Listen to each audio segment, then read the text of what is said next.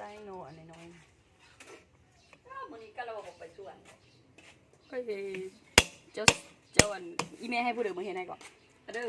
ให้ผู้เดิมมาเห็นให้เพื่อนท่านไทยตำเนื้อตู้บุรีเฮ็ดเพื่อน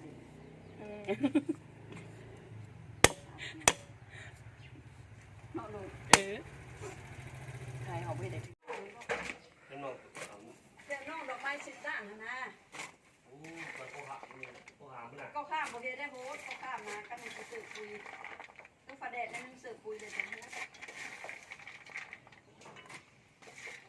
จะขุดมือแล้วส่วนเข้าไปใส่ข้าวกันมันเดียวกันขุดได้ตรงท่าบ่าว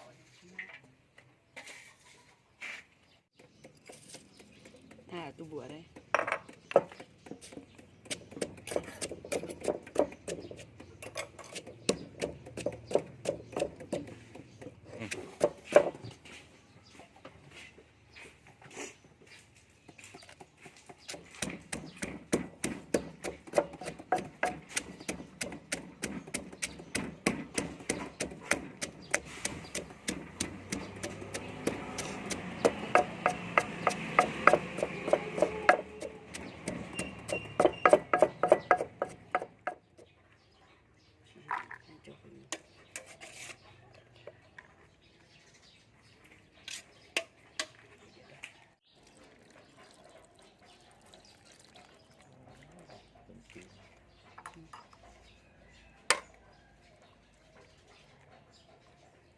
เขาขวดเขานั้นเอาเขานั้นลง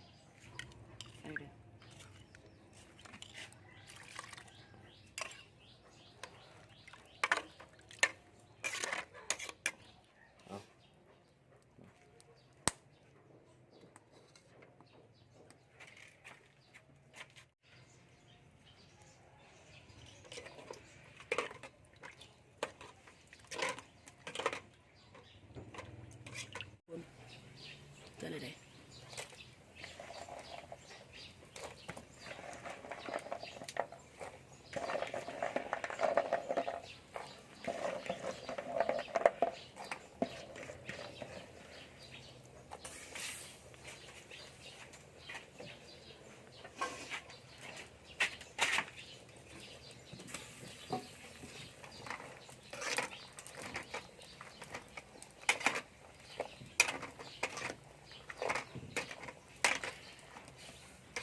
ให้มันออกเอาคนใส่รถ